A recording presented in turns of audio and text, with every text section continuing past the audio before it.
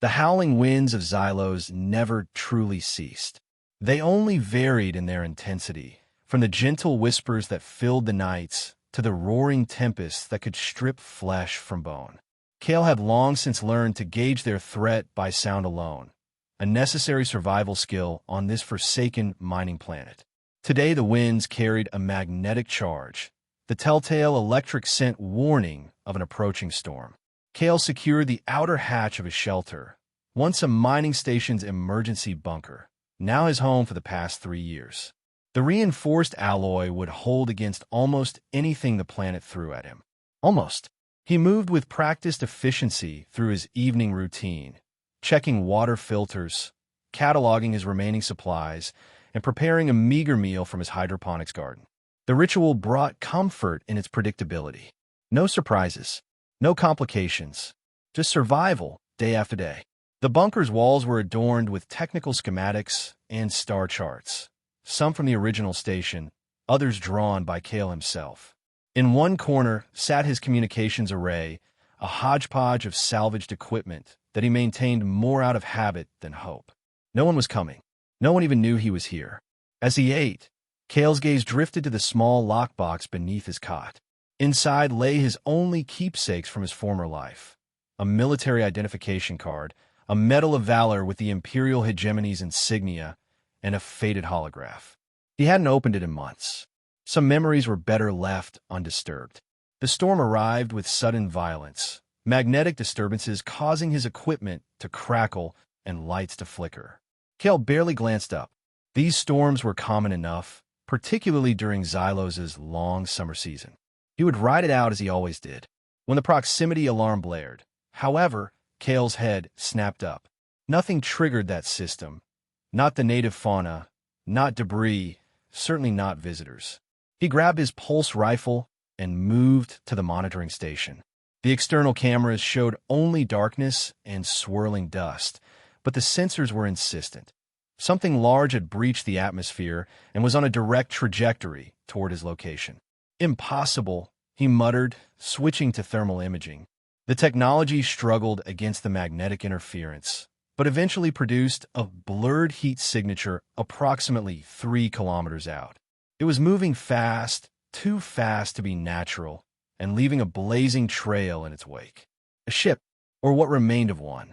For the first time in years, Kale felt his heart race with something other than danger.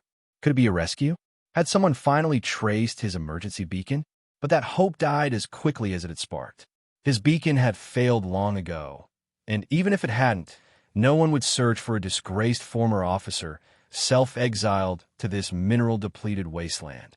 The object crashed with enough force to shake the foundations of his bunker, despite the considerable distance. The impact set off a cascade of alerts across his monitoring system. Kale hesitated only briefly before making his decision. He suited up methodically, reinforced exosuit designed to withstand Xylos' harsh environment, oxygen reserves, and magnetic shield generator. The pulse rifle went over his shoulder, a sidearm at his hip, and various survival tools on his belt. Old training died hard. External conditions, hazardous, the bunker's systems announced. Magnetic storm intensity, level 4. Exposure advisory, minimum contact recommended. Kale ignored the warning and cycled through the airlock. The storm assaulted him immediately, particles of metallic dust scraping against his faceplate. His shield generator hummed with strain as it repelled the worst of the magnetic forces. Through the maelstrom, he could see a faint glow in the distance. The crash site, he assumed, still burning hot from atmospheric entry. The journey took nearly an hour, his progress slowed by the need to navigate the treacherous terrain. Xylos had once been extensively mined for its rare magnetic ores, leaving the landscape scarred with abandoned pits and unstable ground. The storm only worsened these dangers, obscuring pitfalls and stirring normally dormant predators. When Kale finally crested the ridge overlooking the crash site, he paused to assess the situation. Below him lay not the rescue ship he had briefly allowed himself to imagine, but a sleek escape pod unlike any design he recognized. Its hull was composed of an iridescent material that seemed to shift colors even as he watched, adapting to the environment around it. Most of the vessel remained intact, though a jagged tear ran along one side, exposing its interior to Xylos's unforgiving atmosphere. Kale approached cautiously, weapon ready. Years of isolation hadn't dulled his tactical training. He circled the craft once, noting unusual markings that corresponded to no known faction or corporation.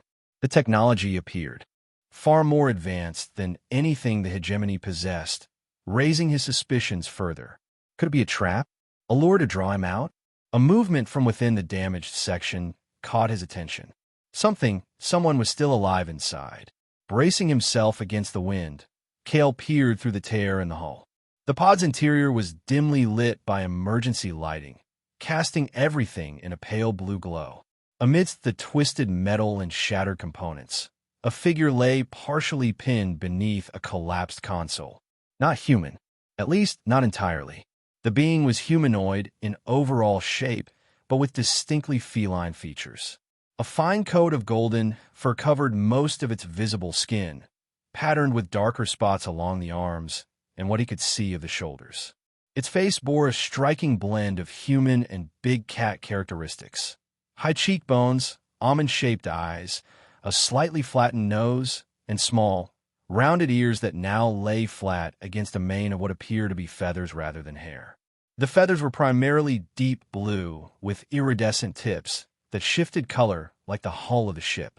It was, Kale realized with some surprise, a female. She wore a form-fitting garment of the same color-shifting material as the ship, now torn and stained with what he assumed was blood, a deep violet liquid that seemed almost black in the dim light. For a moment, Kale considered retreating.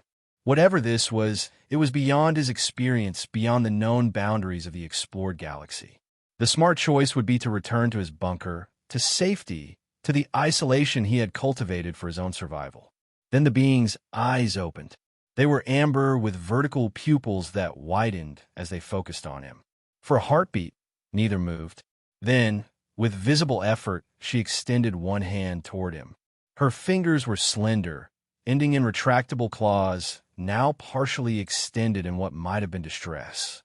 Finally, she whispered, her voice barely audible above the storm. "I found you." Kale's finger tensed on his weapon's trigger. Then, cursing himself for what was surely a fatal mistake, he slung the rifle back over his shoulder and moved to help. It took nearly 20 minutes to free her from the wreckage. The console had her pinned at an awkward angle, and Kale had to repeatedly pause to stabilize sections of the craft that threatened to collapse further. Throughout the process, the being drifted in and out of consciousness, occasionally murmuring in a language he couldn't understand. When he finally lifted her from the wreckage, he was surprised by her lightness. Despite being only slightly shorter than himself, she couldn't have weighed more than 50 kilograms. Her body felt fragile against his, her breathing shallow and ragged. The journey back to the bunker was arduous.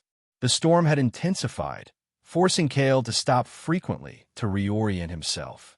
His mysterious passenger remained unconscious, occasionally shivering violently despite the thermal layer he had activated in his suit to protect her from the worst of the elements. By the time they reached the bunker, Kale was exhausted. His muscles burned from the exertion, and his oxygen reserves had dropped to critical levels. The airlock cycled with excruciating slowness, the seconds stretching as the pressure equalized, and the inner door finally granted them access to safety. Kale placed the alien woman on his cot, hesitating only briefly before connecting her to his medical scanner. The device complained immediately, flashing warnings about unknown physiology and calibration errors, but eventually settled into a baseline monitoring mode. Her vital signs appeared stable, if unusually configured. The scanner detected multiple injuries: 3 broken ribs, a fracture in what appeared to be a reinforced collarbone, extensive bruising, and a deep laceration along her right thigh. With careful precision, Kale treated what injuries he could. The wound on her leg he cleaned and sealed with medical adhesive. The ribs he stabilized with a pressure bandage. And for the rest, he administered a mild analgesic from his limited supplies, hoping her system wouldn't react adversely. Throughout his ministrations, he took note of further alien characteristics. Her skin beneath the fur seemed to have a subtle pattern, almost like circuitry, that occasionally pulsed with a faint luminescence. And embedded in her left forearm was what appeared to be a technological interface of some kind, currently dormant but clearly artificial. After ensuring she was stable, Kale retrieved the few items she had carried, a device resembling a communicator but far more compact than any he had seen, a small cylinder whose purpose he couldn't determine, and a medallion on a chain around her neck. The medallion caught his attention particularly. Its design featured an intricate pattern that seemed oddly familiar, though he couldn't place why. Exhaustion finally overcame his curiosity. Setting his security systems to their highest sensitivity, Kale settled into the chair beside his cot, his sidearm within easy reach. As sleep claimed him, his last thoughts were the woman's strange words. "I found you." As if she had been looking for him specifically. As if, on this forgotten planet at the edge of charted space, she had somehow expected to find him waiting. It was of course impossible. 3 days passed before the alien woman fully regained consciousness. During that time, Kale maintained his vigil, leaving her side only for essential tasks. The storm outside had subsided to its usual background howl, allowing him to make one brief expedition back to the crash site. He had retrieved what appeared to be a medical kit from the pod, hoping it might contain supplies better suited to her physiology. The rest of the craft had been too damaged by the storm and impact to yield much of value. She awoke with a start, sitting upright, so suddenly that Kale nearly fell from his chair. Her amber eyes darted around the bunker, taking in every detail before finally settling on him. For a long moment, she said nothing, simply studying his face with an intensity that made him uncomfortable. "You're safe," Kale said, unsure she could understand him. "Your ship crashed. I brought you here." Her head tilted slightly. Then, to his surprise, she responded in near-perfect standard language, though with an unusual accent that elongated her vowels. "This place, Xylos." Kale nodded, caution evident in his posture. "How do you know that name? And how do you know our language?" A small smile played at the corners of her mouth, revealing slightly pointed canines. "I know many things about this place. About you." She winced as she shifted position, her hand going to her bandaged ribs. "My name is Lyra. I am Felidae Avian, from the outer reaches of what you call the Andromeda Arm." "That's impossible," Kale said flatly. "The hegemony's exploration has barely penetrated the edge of our own galaxy. Andromeda is... Your hegemony knows very little of the true extent of inhabited space," Lyra interrupted. She attempted to stand, but faltered, her strength obviously not yet returned. "And they know even less about the forces that shape it. Forces that are now hunting me. Hunting us." Kale's hand moved subtly toward his weapon. "What forces? Why were you looking for me specifically? You said you found me. How would you even know I exist?" Lyra's gaze dropped to his chest, to a spot just above his heart. "The mark. You carry the celestial sigil. My people have searched for generations for those who bear it." Instinctively, Kale's hand went to the location she indicated. Beneath his clothing lay a birthmark, an unusual pattern of pigmentation he had carried since childhood. He had always considered it merely an oddity, notable only for its geometric precision that seemed too perfect to be natural. "A birthmark," he said dismissively. "Nothing more." Lyra shook her head, feathers rippling with the movement. "Not a birthmark. A genetic marker, encoded into your bloodline centuries ago by my ancestors. A key of sorts. A key to what? To salvation. Or destruction." She gestured weakly toward the medallion he had taken from her, now sitting on his workbench.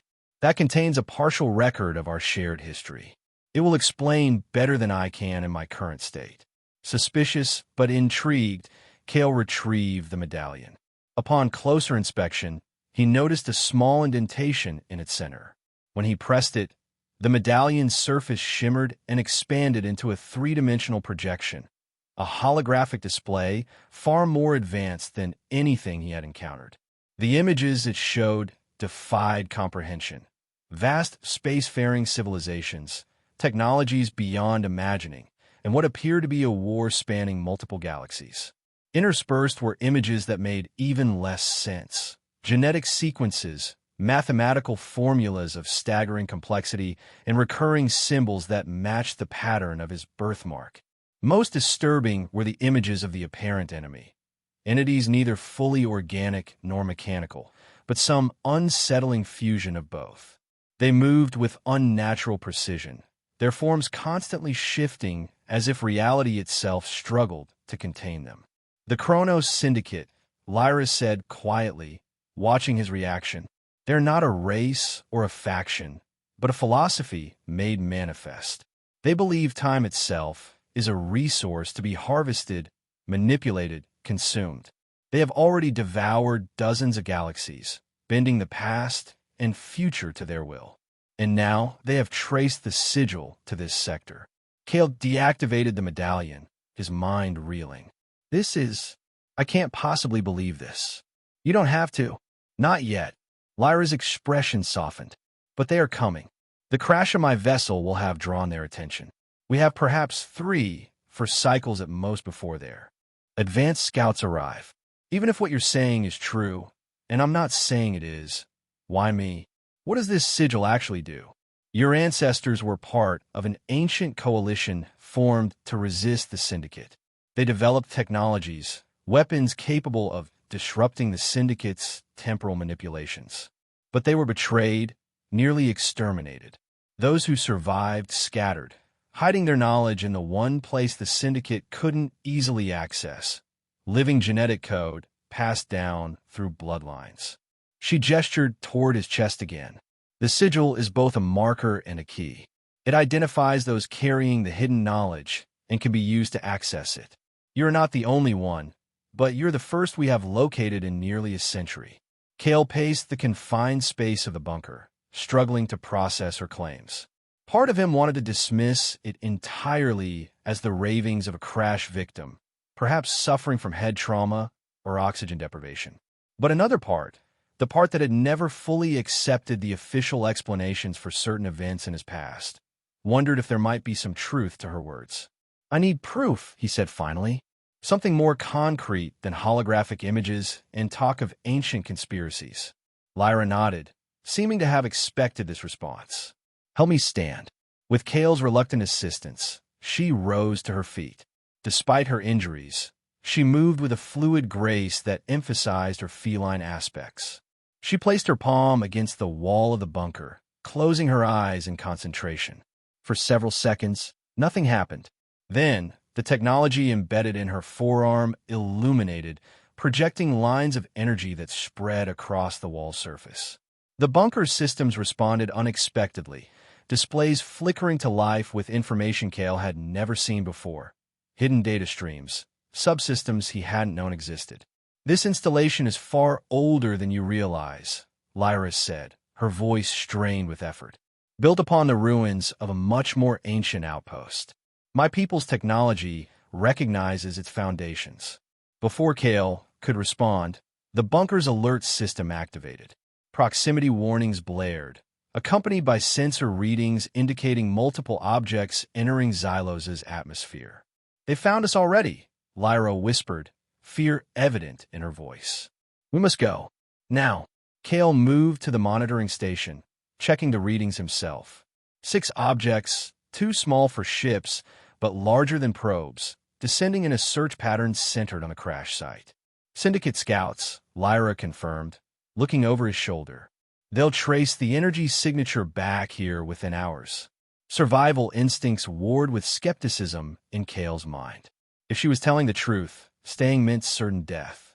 If she was lying or delusional, leaving the security of his bunker could be equally fatal. A memory surfaced, his final mission as an Imperial officer, the discovery that had led to his disgrace and exile. The anomalous readings, the unexplained temporal distortions, the superiors who had ordered him to falsify his reports. Events that had never made sense until now. Decision made, Kale began gathering essential supplies. There's an abandoned mining complex in the northern ridges, he said, not looking at Lyra. heavily shielded against magnetic disturbances. It might mask our presence long enough to form a better plan. Lyra's relief was palpable. Thank you. Don't thank me yet, Kale warned, tossing her a thermal suit modified to accommodate her unique physiology. If you're lying to me, I'll leave you for whatever's chasing you. Her amber eyes met his, unflinching. I'm not the one who has been lied to, Kale. He paused, realizing he had never told her his name. Within the hour, they had departed the relative safety of the bunker. The weather had turned in their favor for once. A low-lying fog of metallic particles blanketed the region, providing natural concealment from aerial observation. Kale led the way, navigating the treacherous terrain from memory. Lyra followed, moving with surprising agility despite her injuries, occasionally pausing to study their surroundings with senses clearly more acute than his own. Stay close, Kale murmured as they entered a particularly dangerous stretch known as the Shearing Fields, a vast expanse where magnetic ores close to the surface created unpredictable energy discharges. Step exactly where I step. As if to emphasize his warning, a bolt of blue-white energy lanced between two nearby rock formations, momentarily illuminating the fog around them. Lyra flinched but maintained her position directly behind him. How long have you been on this world? She asked, her voice low to avoid attracting attention. 3 years, for months, 17 days, Kale replied without hesitation. Alone all that time? He nodded, not breaking stride. By choice. No one chooses true isolation, Lyra said gently. They merely convince themselves they deserve it. Kale didn't respond. They continued in silence for another hour, the only sounds the crunch of their footsteps and the distant rumble of energy discharges. Occasionally, Kale would raise a hand, signaling Lyra to stop while he tested the stability of the path ahead. As they crested a ridge overlooking a vast crater, once an open pit mine, now a gaping wound in the planet's surface, Lyra suddenly gripped his arm. Down, she hissed, pulling him into a crouching position. Kale followed her gaze and saw them. 3 spherical objects hovering approximately a kilometer away, their metallic surfaces reflecting the sporadic energy discharges. They moved with precision, sweeping the area in a systematic pattern. Syndicate drones, Lyra whispered. They're tracking the energy signature from my crash. Can they detect us? Not yet. Their primary sensors are attuned to technological emissions, not biological signatures. But if we use any powered equipment, Kale grimaced, glancing at the essential systems of their exosuits. Life support, thermal regulation, communications. All emitting detectable energy, however minimal. We need a diversion, he decided, reaching into his pack and retrieving a small device, an emergency beacon salvage from the mining operation. This should broadcast on multiple frequencies. If I activate it and send it in the opposite direction, it might draw them away long enough for us to reach the mining complex, Lyra finished, nodding her approval. Working quickly, Kale programmed the beacon to activate after a short delay. He attached it to a small drone he had packed for reconnaissance, setting its course south toward the abandoned processing facilities. With a nearly silent hum, the drone departed, skimming just above the surface fog. They waited, tense minutes passing as the syndicate drones continued their methodical search pattern. Then, as the beacon activated, all 3 spheres abruptly changed direction, accelerating toward the false signal. Now, Kale urged, leading Lyra down the ridge's far side at a pace that bordered on reckless. They had covered perhaps half the distance to the mining complex when a blinding flash erupted from the direction they had sent the drone. The shockwave reached them seconds later, staggering them both and dissipating the protective fog. They destroyed it, Lyra said, her expression grim. And they'll know it was a decoy. Kale scanned their surroundings, calculating options. There, he pointed toward a jagged crevice barely visible in the crater wall ahead. Secondary maintenance access. The main facility is honeycombed with service tunnels. If we can reach it, a high-pitched whine interrupted him, growing rapidly in intensity. Looking back, he saw one of the syndicate drones approaching at tremendous speed, its spherical form now elongated into a more aerodynamic shape. "Run!" he shouted, grabbing Lyra's hand and pulling her toward the crevice. They sprinted across the exposed ground, all pretense of caution abandoned.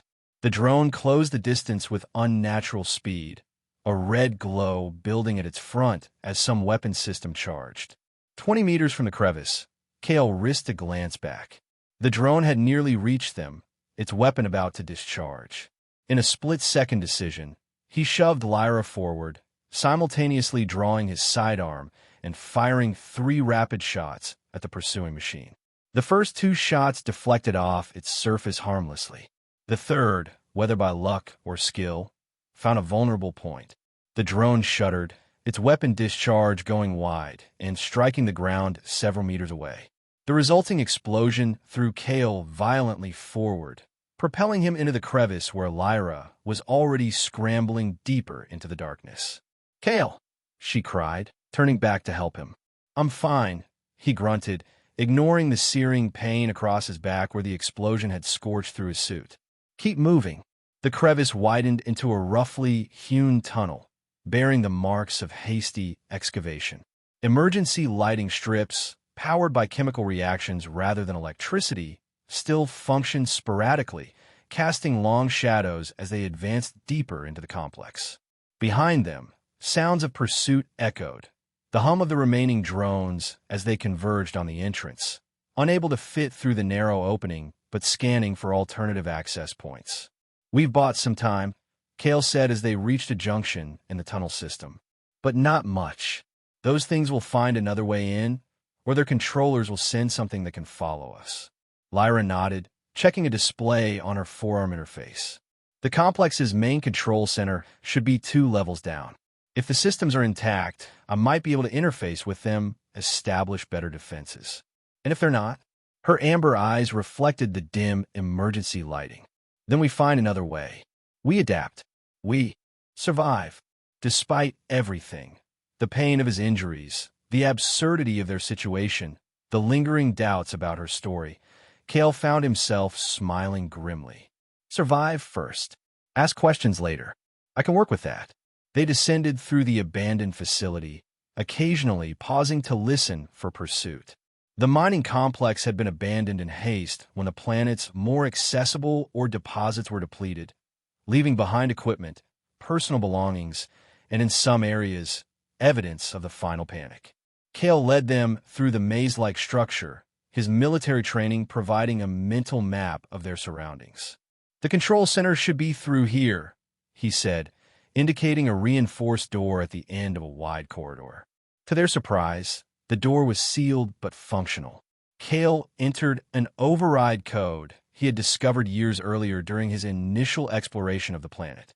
With a reluctant groan of protesting mechanisms, the door slid open, revealing the complex's nerve center. Banks of equipment filled the spacious room, most dark and silent, but some still drawing power from the complex's geothermal generators.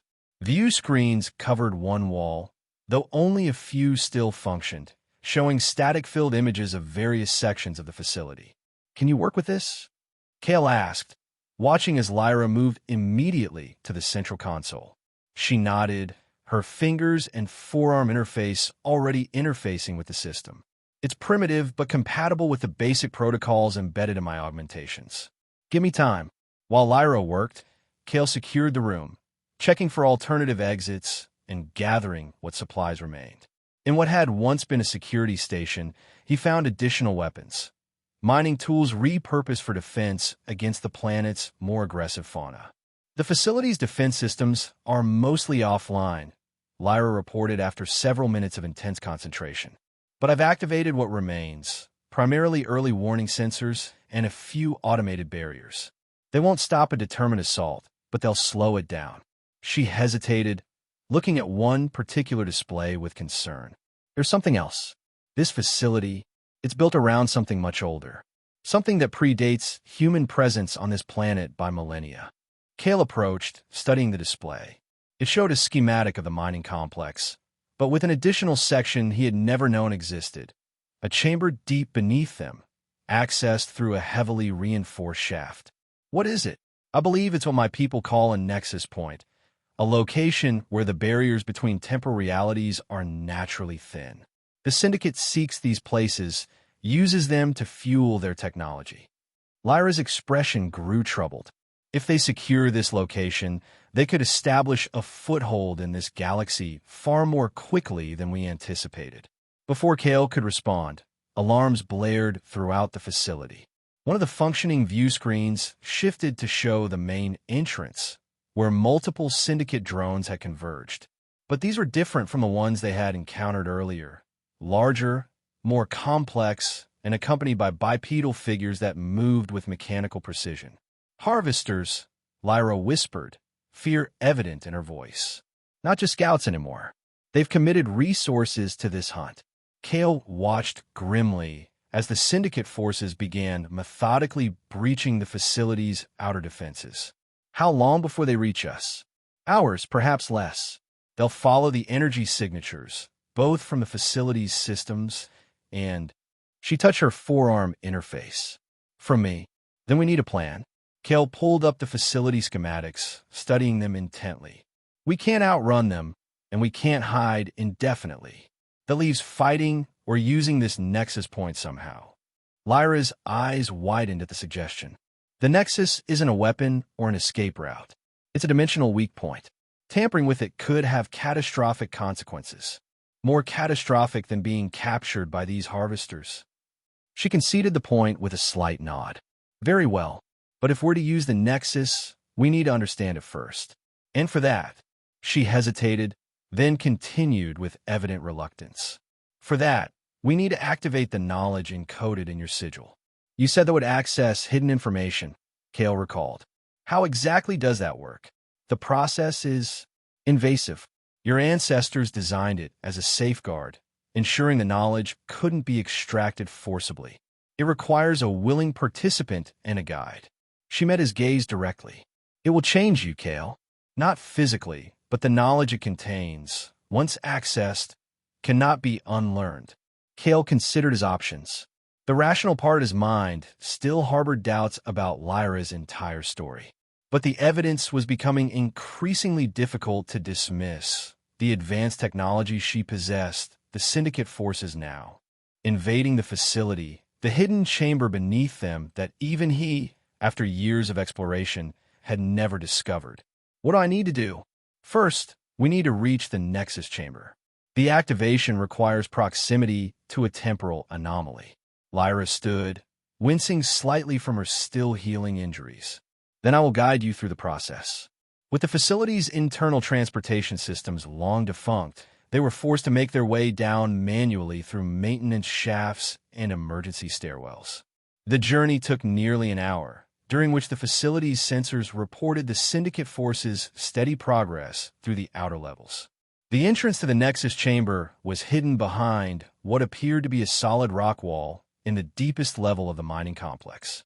Only Lyra's technology could detect it, revealing a doorway constructed of materials unlike anything Kale had seen, a dark, mirror-like substance that seemed to absorb light rather than reflect it. Ancient containment architecture, Lyra explained, her forearm interface glowing as it communicated with unseen systems. Designed to prevent temporal energies from leaking into the surrounding space-time. With a sound like shattering glass played in reverse, the doorway opened, revealing a circular chamber beyond. At its center floated what Kale could only describe as a tear in reality. A vertical slit of absolute darkness, approximately 2 meters tall, from which emanated waves of distortion that made his eyes water and his sense of balance falter. The Nexus, Lyra confirmed, her voice hushed with what might have been reverence or fear. A natural flaw in the fabric of reality, where past, present, and future bleed into one another. Kale approached cautiously, feeling a strange resonance within his chest. Within the sigil, he realized. And this is what the Syndicate wants. They harvest the energy of these places, use it to power their temporal manipulations. Each nexus they control expands their influence, allowing them to reach further into the past, alter more of the future. Lyra moved to his side. This is why the knowledge was hidden. to prevent them from gaining control of all nexus points and achieving absolute temporal dominance. The sound of distant explosions reached them even through the thick walls of the chamber. The Syndicate forces were getting closer. "We don't have much time," Lyra said urgently. "Are you ready?" Kel took a deep breath, steeling himself. "What do I do?" "Remove your upper garments. The sigil must be exposed." He complied, stripping to the waist to reveal the strange birthmark over his heart, a geometric pattern of interlocking circles and lines that seemed to pulse faintly in proximity to the nexus. Lyra placed her palm over the mark, her own interface glowing in response. "This will be unpleasant, but you must not break contact, no matter what you experience." Before he could respond, energy flowed from her hand into the sigil. Pain lanced through his chest, radiating outward along his nervous system. Kale's vision blurred, then shattered into fragments of memory that were not his own. He saw worlds beyond imagining, civilizations rising and falling in accelerated time. He witnessed the birth of the Syndicate, not an invasion from outside, but a cancer from within, a splinter faction of scientists who discovered the power of the nexus points and became addicted to the godlike control they offered over time itself. He felt the terror of those first victims as history was rewritten around them, as loved ones were erased from existence, as entire cultures were retroactively extinguished. He experienced the desperate coalition that formed to resist, the sacrifices made, the knowledge hidden away when defeat seemed inevitable. And through it all, a constant stream of information, equations, coordinates, protocol for technologies beyond current understanding. Knowledge that burned itself into his consciousness, reorganizing neural pathways, creating new connections. When the process finally ended, Kale collapsed to his knees, gasping. The sigil on his chest now glowed visibly, pulsing in rhythm with the distortions of the nexus. "It's done," Lyra said softly, supporting him. "The knowledge is accessible now." Kale's mind raced with concepts he couldn't have comprehended minutes earlier. Temporal physics, dimensional mathematics, the precise nature of the nexus, and how it could be manipulated. Most importantly, he understood the true purpose of the sigil, not just a repository of information, but a key to activate certain technologies. "We can use the nexus," he said, his voice strained. "Not as they do, not to alter time, but to create a temporal barrier. A containment field." Lyra nodded. "Yes, that was the original purpose of the Coalition's research. Not to exploit the nexus points, but to seal them, to deny their power to the Syndicate." Another explosion, closer this time. The chamber trembled, dust falling from the ancient ceiling. "We need to work quickly," Kale said, forcing himself to his feet. With newfound understanding, he approached the nexus, studying its fluctuations with eyes that now perceived more than just visible light. The containment protocols require specific configurations of energy. Your interface can generate the initial resonance, but the sigil must complete the sequence. Working with frantic precision, they began the process. Lyra positioned herself on one side of the nexus, her forearm technology projecting complex patterns of energy into the distortion. Kale stood opposite her, the sigil on his chest responding, amplifying and reshaping the energy according to equations now burned into his consciousness. Above them, the sounds of battle grew louder. The facility's remaining defenses were failing against the Syndicate's relentless advance. "They've reached the lower levels," Lyra warned, her concentration never wavering from their task. 5 minutes, perhaps less. The nexus began to change, its chaotic distortions gradually stabilizing into a more organized pattern. The darkness at its center deepened, if such a thing were possible, becoming a void so absolute it seemed to consume not just light, but reality itself. "It's working," Kale confirmed, feeling the resonance between the sigil and the nexus strengthening. "But the containment field needs a catalyst, a concentrated burst of energy to seal the temporal boundaries." Lyra nodded grimly. "My interface can provide it, but the process will drain its power completely. We'll have one attempt." The chamber door shuddered under a powerful impact. Metal screamed as something began forcing it open from the outside. "Now!" Kale shouted. Lyra thrust her arm directly into the stabilized nexus. Energy cascaded from her interface, following the patterns they had established, reinforcing the containment field from within. The nexus contracted violently, then expanded in a silent explosion of force that threw both of them backward. For a moment, Kale's consciousness fragmented again, glimpses of alternate timelines and possibilities flashing through his mind. Then reality reasserted itself, and he found himself sprawled on the chamber floor, the air filled with an electric scent he now recognized as temporal displacement. Where the nexus had been, a sphere of absolute darkness now hung suspended, perfectly contained within an intricate lattice of energy that connected to the sigil on his chest. The containment field had worked, the nexus was sealed, its power denied to the Syndicate. The chamber door finally gave way, torn from its moorings by mechanical appendages that belonged to no natural creature. Behind it stood the first of the harvesters, humanoid in basic shape, but constructed of shifting metal and circuitry that seemed to exist in multiple states simultaneously. Its face was a blank plate with a single horizontal sensor strip that glowed with malevolent red light.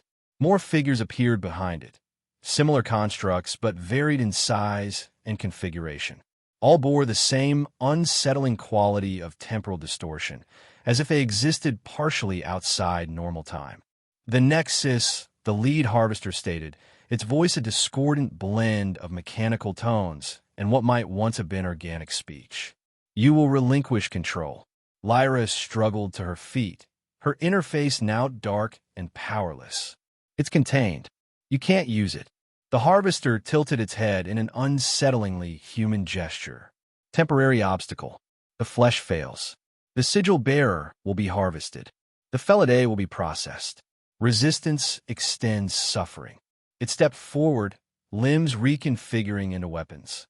The others followed, spreading out to surround them. Kale drew his sidearm, knowing it would be woefully inadequate against these entities, but unwilling to surrender without a fight. "Any ideas?" he asked Lyra, who had positioned herself at his back. "The containment field is linked to your sigil," she replied quietly. "They can't access the Nexus while that connection exists. They'll try to take you alive." "Small comfort," Kale muttered, targeting the lead harvester's sensor strip. "On my mark, head for the secondary exit. I'll hold them off as long as I can." "There is no secondary exit," Lyra pointed out. "Then we make one." Kale adjusted his aim to the chamber's far wall, where the rock appeared thinner. 3, 2. Before he could complete the countdown, the harvester attacked. It moved with impossible speed, crossing the chamber in a blur of motion. Kale fired repeatedly, his shots striking the creature, but seeming to pass through it without effect, as if it existed slightly out of phase with their reality. Then it was upon him, mechanical limbs grasping for his chest, for the sigil. Kale ducked under the attack, years of combat training taking over as he rolled away and came up in a defensive stance. But another harvester was already there, anticipating his movement with temporal precision. A blow caught him across the back, sending him sprawling. The air left his lungs in a painful rush as he hit the chamber floor. Through blurred vision, he saw Lyra engaging another harvester, her feline agility and natural fighting instincts temporarily keeping her opponent at bay. The lead harvester loomed over Kale, its sensor strip pulsing with increased intensity. "Resistance is inefficient," it stated. "Surrender the sigil." "Go to hell," Kale spat, forcing himself to his knees. The harvester reached for him again, and suddenly convulsed as a mining tool embedded itself in its back. Lyra had thrown the improvised weapon with remarkable accuracy, hitting what must have been a vulnerable point. The harvester's form destabilized momentarily, its temporal coherence disrupted. Taking advantage of the moment, Kale lunged for his fallen weapon and fired directly into the creature's sensor strip at point-blank range. The harvester emitted a sound like tearing metal and collapsed, its mechanical body spasming as systems failed. But the victory was short-lived. The remaining harvesters converged on them, their movements more cautious now, but no less deadly. Kale found himself backed against the containment field, its energy crackling against his skin, the sigil resonating painfully with its proximity. And then, in that moment of desperation, he understood. "Lyra," he called. "The containment field, it can be inverted." She glanced at him, understanding dawning in her amber eyes. It would release the Nexus. Not release it, redirect it. Through them. Kale placed his hand against the energy lattice, feeling the connection to his sigil. "Get clear." As the harvesters closed in, Kale focused on the knowledge now embedded in his mind, manipulating the complex equations of the containment field. The sigil burned on his chest, feeding energy back into the field, reversing its polarity. The sphere of darkness pulsed once, twice, and then exploded outward in a controlled wave that engulfed the harvesters. Where it touched them, their forms distorted, stretched, and finally shattered as conflicting temporal states tore them apart from within. Their mechanical screams echoed through the chamber as they were literally erased from time, reduced to scattered atoms that had never properly cohered. When it was over, Kale fell to his knees, exhausted beyond measure. The containment field was gone, but so was the Nexus itself, its energy expended in the destruction of the Syndicate forces. Lyra knelt beside him, her face etched with concern and wonder. "That should have been impossible," she whispered. "The knowledge encoded in the sigil. It shouldn't have included methods to weaponize a Nexus." Kale shook his head, equally confused. "It wasn't in the knowledge. It was intuition, as if the sigil itself was guiding me." He looked at the mark on his chest, which had returned to its normal appearance. "There's more to this than your people told you."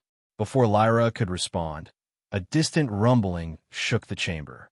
Structural supports, damaged in the battle, were beginning to fail. The entire facility was becoming unstable. "We need to go," Kale said, forcing himself to his feet and helping Lyra up. "The lower access tunnel should still be intact. It leads to a maintenance exit on the North Ridge." They navigated the crumbling facility with desperate speed, dodging falling debris and avoiding sections where the floor had collapsed entirely. By the time they reached the surface, the entire mining complex was sinking into itself, decades of structural neglect finalized by the day's violence. They emerged onto the ridge, the bitter winds of Xylos greeting them like an old enemy. Behind them, a final rumble marked the complete collapse of the facility, burying the chamber and any evidence of a Nexus deep beneath the planet's surface. In the sky above, streaks of light marked the departure of the remaining Syndicate vessels, retreating, for now, in the face of unexpected resistance. But Kale harbored no illusions that they were gone for good. "They'll return," Lyra confirmed, reading his expression, "with greater forces, more determined than before. The destruction of harvesters is unprecedented. They will want to understand how, and they will want revenge." "How long do we have?" She considered the question. "Days, perhaps weeks. They'll need to recalibrate, analyze what happened. But they will come." Kale looked out over the desolate landscape of Xylos, the planet that had been his prison and his sanctuary for years.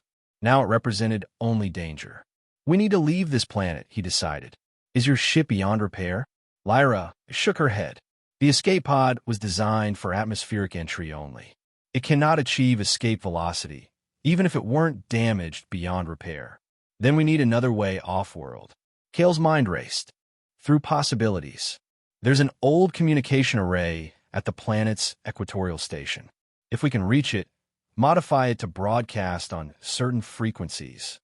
We might contact allies," Lyra finished, hope kindling in her eyes. "My people maintain covert observation posts throughout this sector. With the right signal." "It's settled then." Kale checked their remaining supplies. Barely enough for the journey, but they had no choice. "We head for the equatorial station. How are your injuries?" Lyra tested her movements, wincing slightly but nodding with determination. "I'll manage. My species heals quickly, especially with the proper motivation." As they prepared to depart, Kale found himself studying her with new appreciation. Despite her alien appearance, he recognized in her the same qualities he had once valued in his fellow soldiers: courage, resilience, loyalty to a cause greater than herself. Qualities he had thought lost to him when he chose exile. "Why did you really come looking for me?" he asked suddenly. "Of all the potential sigil bearers, why focus your search on a disgraced officer hiding on a mining wasteland?" Lyra met his gaze steadily. "Because you were never meant to be here, Kale. Your presence on Xylos is a temporal anomaly itself. One my people detected years ago, but couldn't explain. Your entire life has been redirected from its intended path. By whom? We don't know. But we suspect the Syndicate has been manipulating key individuals throughout history, subtly altering the timeline to isolate those who might threaten them." Her expression softened. "You were meant for more than exile, Kale. The fact that you activated the sigil so completely that you could manipulate the Nexus in ways we thought impossible, it confirms what we suspected." Kale absorbed this, another piece of his fractured identity shifting into place. "And what was I meant for, according to your theories?" "To lead," she said simply. "To unite the scattered bearers of the sigil. To stand against the Syndicate not as victims or refugees, but as warriors." Her hand touched his chest above the hidden mark. "That future may still be possible." The winds of Xylos howled around them, carrying the metallic taste of approaching storms. In the distance, magnetic discharges illuminated the horizon like silent lightning. This harsh world had shaped him, hardened him, prepared him for a battle he hadn't known was coming. "Then let's get off this rock and find out," Kale said, shouldering his pack and taking the first step toward their new destination. The journey to the equatorial station would be arduous, the dangers many. But for the first time in years, Kale moved with purpose beyond mere survival. Beside him walked a being from beyond the stars who had crossed galaxies to find him, who believed in a destiny he was only beginning to comprehend. And ahead, somewhere among the countless stars, waited answers to questions he hadn't known to ask, about his past, about the sigil he carried, and about a war that spanned time itself. A war in which, it seemed, he was destined to play a crucial role. The winds of Xylos pursued them as they descended the ridge, two figures small against the vastness of the barren landscape. But in their wake, they left something new on this desolate world. A spark of hope, a promise of resistance, and the beginning of a legend that would someday echo across the stars. For 3 days, they journeyed across Xylos' treacherous terrain, rationing their supplies and sheltering where they could from the planet's unpredictable magnetic storms. The equatorial station lay nearly 200 kilometers south of the mining facility, a distance made more challenging by the need to avoid open areas where they might be detected from orbit. Lyra proved to be a formidable traveling companion despite her lingering injuries. Her feline physiology granted her exceptional night vision and an intuitive sense for approaching dangers. More than once, she warned Kale of unstable ground or predatory creatures moments before they would have encountered them. In turn, Kale shared his intimate knowledge of Xylos' many hazards. The invisible pockets of toxic gas that collected in low-lying areas, the deceptively solid-looking mineral crust that could give way under the slightest weight, the signs of an imminent magnetic surge that could fry their remaining electronics if not properly shielded. During the brief periods of rest, they exchanged stories of their respective worlds. Lyra spoke of her home, a once great civilization now reduced to scattered enclaves hidden throughout the cosmos, preserving their knowledge and culture while searching for allies against the Syndicate's relentless expansion. "My ancestors were among the first to encounter the Syndicate," she explained one night as they huddled in the shelter of an abandoned mining drill. They recognized the threat immediately, but by then, temporal corruption had already begun. Reality itself was changing around them, history being rewritten to facilitate the Syndicate's growth. "How do you fight an enemy that can literally erase your victories?" Kale asked, the knowledge from the sigil providing theoretical understanding, but no practical answers. "Carefully," Lyra said with a grim smile. The sigil bearers were our answer, individuals whose genetic code have been specifically modified to resist temporal manipulation. When the Syndicate alters time, those with the sigil retain their original memories, their original purpose. So I'm immune to their time manipulation?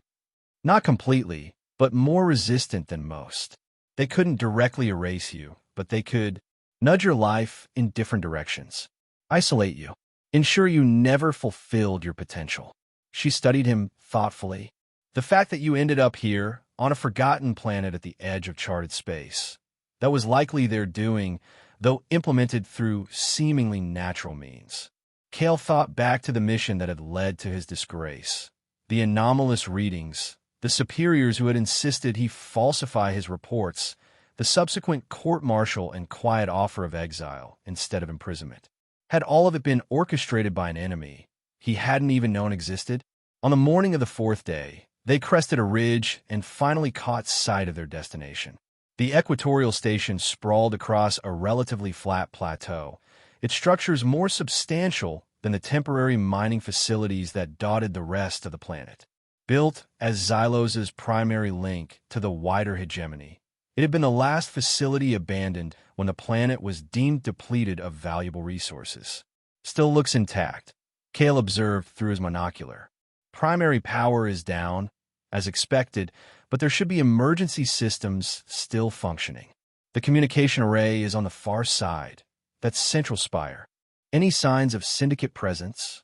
Lyra asked, her ears flattened against her head in apprehension. Cale scanned the complex thoroughly before responding. Nothing obvious. No craft, no movement. If they're there, they're being subtle about it, which would be unusual for them. The Syndicate typically maintains a visible presence once established, a psychological tactic as much as a practical one.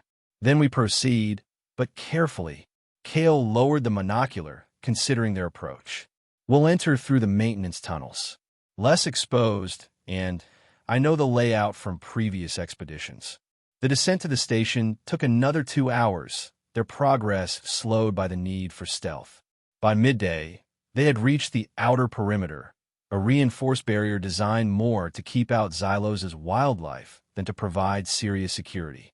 The maintenance access was exactly where Cale remembered, hidden beneath a retractable panel that had long since been jammed in a partially open position by corrosion. They squeezed through the narrow opening and found themselves in a dimly lit service corridor. Emergency lighting still works, Cale noted with cautious optimism. That means the backup generators are functional. They moved deeper into the facility, navigating the maze of corridors with Cale's memory as their guide. The station was eerily preserved, a snapshot of the moment it had been abandoned, with personal effects still scattered throughout living quarters and work areas, as if the occupants expected to return at any moment. It feels wrong, Lyra whispered as they passed through what had once been a communal dining area. Too preserved. There should be more decay after so many years. Cale nodded, the same unease growing within him. The environmental systems must have remained operational longer than usual. But you're right, something's off. They proceeded with heightened caution, checking each intersection before advancing. As they neared the central structure housing the communication array, the sense of wrongness intensified. The emergency lighting grew stronger, more consistent, suggesting not just backup power but active maintenance. The door to the communication center was closed, but not sealed. Another anomaly in a facility that should have initiated lockdown protocols upon evacuation. Cale positioned himself to one side, weapon ready, as Lyra prepared to open it. "On 3, he whispered. 1, 2. The door slid open before Lyra could touch it. Beyond lay the communication center, a circular room dominated by control consoles and monitoring equipment. But unlike the rest of the station, this room showed signs of recent use. Displays glowed with active data, systems hummed with power, and the air smelled of electrical components running hot. Most significantly, the room was occupied. A figure stood with its back to them, working at the central console. Humanoid, but clearly not human. Its movements too precise, its proportions subtly wrong. Not a harvester, but Something else. Without turning, it spoke in a voice that seemed assembled from multiple sources, as if dozens of recordings had been spliced together to form coherent speech. Kale Voren, sigil bearer, temporal anomaly. You have fulfilled probability calculations by arriving here. The figure finally turned, revealing a face that was unsettlingly blank, not masked or featureless, but somehow undefined, as if viewed through a lens that couldn't quite focus. Your presence completes the sequence. Kale kept his weapon trained on the entity, though instinct told him it would be of little use. Who are you? What sequence? I am Interface. I serve the balance. The figure's non-face shifted slightly, attention moving to Lyra. Felidae avian. Unexpected variable. Probability streams adjusted accordingly. Lyra stepped forward, her posture tense but curious. You know of my people? All temporal actors are monitored. The Felidae resistance represents a significant probability node. Interface turned back to Kale. The sigil has been activated. The knowledge accessed. The nexus contained and weaponized. All according to calculated probable outcomes. Kale exchanged a glance with Lyra, confusion mixing with wariness. This entity wasn't Syndicate. Its mannerisms, its technology, everything about it felt fundamentally different. But that didn't make an ally. You've been waiting for me, Kale realized. Here on Xylos. For how long? Time is a variable construct from your perspective. For mine, duration is irrelevant. Interface gestured to the active consoles. This facility has been maintained as a probability focal point, a location where multiple temporal streams converge with high likelihood of your eventual arrival. Are you saying you knew I would come here? That everything, the crash, the harvesters, all of it, was predicted? Not predicted. Probability mapped. The Syndicate's actions are becoming increasingly deterministic as their temporal manipulation grows more aggressive. Their patterns can be anticipated with sufficient analysis. Interface's undefined features seem to sharpen momentarily. Their pursuit of you was calculated at 87.3% likelihood following sigil activation. But why? Kale demanded, frustration mounting. Why am I so important to all of this? What makes this sigil, this knowledge, worth crossing galaxies and manipulating time itself? Interface was silent for a moment, as if processing the question on multiple levels. When it spoke again, its voice had shifted to a single, more natural cadence. Because you, Kale Voren, represent a unique convergence. The knowledge in the sigil was fragmented, distributed across thousands of bloodlines for protection. Each carrier holds a piece of the whole. But you, it pointed directly at the mark on Kale's chest. You carry the keystone fragment, the piece that connects all others. Lyra inhaled sharply. That's impossible. The keystone was lost millennia ago, its bloodline believed extinct. A deliberate misdirection, Interface corrected. The keystone was hidden in plain sight, integrated into a bloodline that would eventually produce humans, a species the Syndicate considered too primitive to warrant close temporal scrutiny during their formative development. Kale's mind raced with implications. And now that I've activated it, what happens next? Now you must complete the function of the keystone, to unite the fragments, to restore the whole. Interface turned to the central console, activating a holographic display that filled the center of the room. A galaxy map appeared, with thousands of points of light scattered throughout. Each light represents a sigil bearer, each fragment of the knowledge waiting to be reclaimed. Kale stared at the enormity of the task, momentarily overwhelmed. There are so many, and the Syndicate hunts them all, Lyra added quietly. Many don't even know what they carry, what makes them targets. Interface nodded. The temporal window narrows. The Syndicate's expansion accelerates. They have detected the keystone's activation and will divert significant resources to your elimination.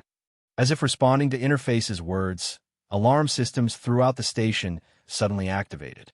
Proximity warnings flashed across multiple screens, accompanied by sensor readings that confirmed their worst fears. Syndicate vessels, Lyra confirmed, reading the data, multiple signatures entering orbit, larger than before. Interface turned to Kale, its featureless face somehow conveying urgency. The probability nexus is shifting. You must depart immediately. In what? Kale asked incredulously. We came here looking for a way to contact help? Not. Probability calculated for this outcome, 94.7%. Interface gestured toward a section of the floor that was beginning to retract, revealing a hidden chamber beneath. Transportation prepared accordingly. As the floor panel slid completely aside, Kale and Lyra found themselves looking down at a ship, compact but clearly designed for interstellar travel, its hull bearing markings similar to those on Lyra's escape pod, but more elaborate, more complete. A Felidae scout vessel, Lyra whispered in disbelief. Ow! Placed here 47 local years ago, based on probability calculations, Interface explained. Maintained in preparation for this moment. It contains necessary supplies, navigation data, and defensive capabilities. More alarms sounded.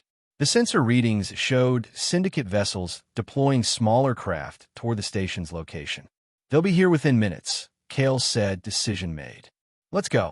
As they prepared to descend to the hidden hangar, Interface addressed them one final time. The vessel is programmed with coordinates for the nearest concentration of sigil bearers. From there, you must determine your own path through probability space. What about you? Lyra asked. This interface instance has fulfilled its function. It will now implement countermeasures to maximize your probability of successful departure. Understanding dawned on Kale's face.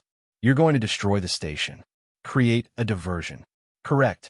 Probability of your successful escape increases by 43.2% with this action.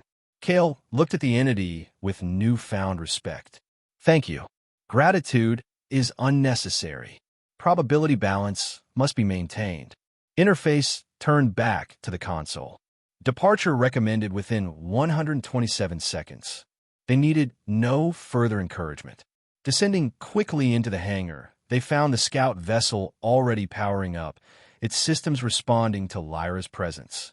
The interior was designed for a crew of 4, but could be managed by 2 in emergency situations. Can you fly it? Kale asked as they sealed the entry hatch. Lyra settled into the pilot's position, her hands moving confidently across familiar controls. Yes, my training included various vessel classes. The hangar's outer doors began to open, revealing a launch tunnel that would take them clear of the station's immediate vicinity. Above them, the sound of explosions indicated the Syndicate's arrival, and Interface's countermeasures being implemented. Launch now, Kale urged, strapping himself into the co-pilot's seat. Don't wait for full pre-flight. Lyra nodded, engaging the ship's drive system. The vessel rose smoothly from its berth and accelerated down the tunnel, emerging into Xylos's turbulent atmosphere just as a massive explosion engulfed the central spire of the station behind them. The shockwave caught them, sending the small ship tumbling briefly before Lyra regained control. On the tactical display, multiple Syndicate vessels converged on the station's remains, momentarily distracted from the fleeing scout ship. It worked, Lyra confirmed, pushing the engines to maximum as they climbed steeply toward space. They're focused on the destroyed communication array, probably trying to determine if we were killed in the blast. Kale watched the harsh landscape of Xylos fall away beneath them, the planet that had been his prison and refuge now receding into the vastness of space. 3 years of isolation, of simple survival, ended in less than 3 minutes of frantic escape. What's our destination? He asked, turning his attention to the navigation system. Lyra studied the pre-programmed coordinates, a system approximately 12 light-years from here. According to this data, there's a small colony of refugees there, including at least 7 confirmed sigil bearers. As they cleared Xylos's atmosphere, the stars spread out before them in all their cold brilliance. The ship's faster-than-light drive spooled up, preparing to carry them across the gulf between solar systems. They'll figure out we escaped, Kale said quietly. They'll follow. Yes, Lyra agreed, but not immediately. We have time. Not much, but enough to begin. Begin what? She turned to him, amber eyes reflecting the starlight. To fulfill the purpose of the keystone. To gather the fragments. To build a force capable of standing against the syndicate. Cale touched the sigil on his chest, feeling the knowledge it contained stirring within his mind. Equations, coordinates, fragments of a greater whole that, if reunited, might turn the tide against an enemy that manipulated time itself. I still don't understand why me, he admitted. Of all the potential bearers of this keystone, why was I chosen? Lyra's expression softened. Perhaps that the question best answered by finding others like you. By learning what connects you all.